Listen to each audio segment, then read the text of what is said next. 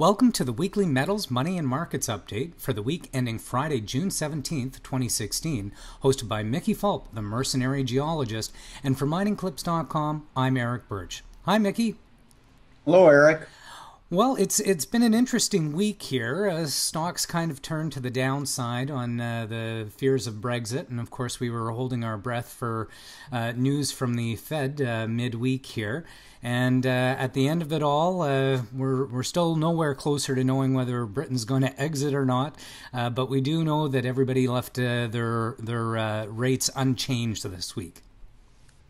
Well, you may be holding your breath to hear what Yellen says, but to me it's a non-event, except she did call ZIRP, zero interest rate policy. It's now called a low neutral rate. But in my opinion, there's no way they're going to increase rates. So I don't pay much attention to it. The market paid a little bit of attention. You know, gold had a really big move for a couple of days. It briefly hit 13.15 yesterday. But then it immediately sold down to 12.78. Now, a lot of people said that was because of the murder of the British member of parliament, but I think it was just a catalyst and excuse for profit taking, because gold has gone up from 1205 to over 1300 in a 3-week period. So it had a nice rally today, closed at 1298, up almost 2% for the week. Silver was up about 1%, well above 17. Copper was up 3 cents over the week. But if you look at everything else, there's a lot of red on our board this week. Platinum and palladium both down about 2%. Here's an interesting tidbit. The gold or platinum to gold ratio is now at an all-time low, less than 0.75 since gold was floated in 1971. Right. And well, moving on to energy, oil gave back a little bit this week. It managed to gain a little bit of ground today, but it was under pressure as well. Well, I would like to say that if you ever want to buy platinum, now's the time. So I'll stand as I called it on June 17th. Mark my words. Yeah, so oil had another interesting week. It was up $2 today, but it still lost 2% over the week. It was hovering around $46 yesterday. Closed today at 48.10. Uranium was the biggest loser on our board, below $27. That's a 6% loss on the week.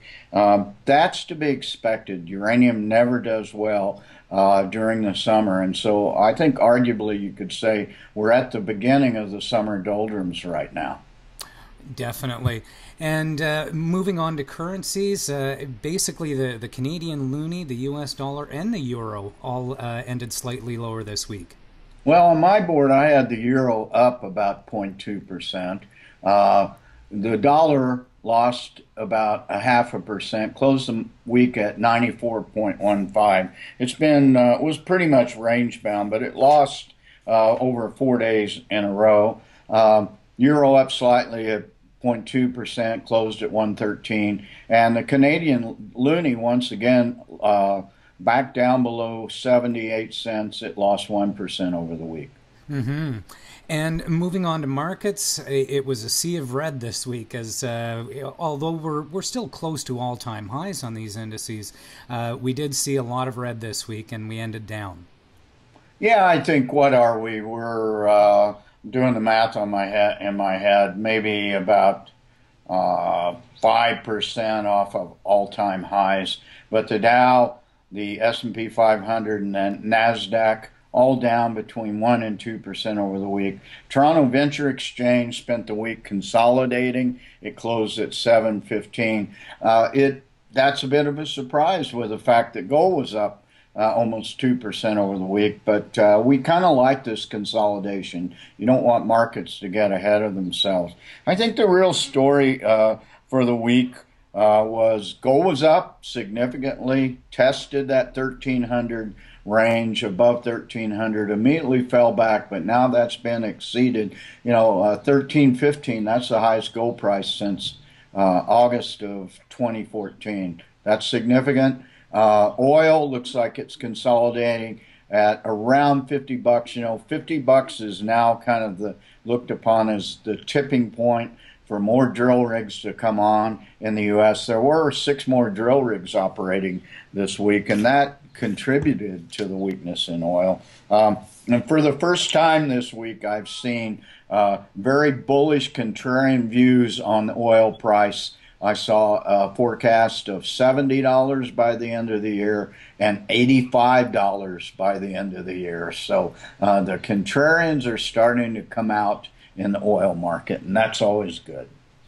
Excellent. Well, thanks for your analysis again this week, Mickey. And I guess next week we find out if Britain stays or if it goes.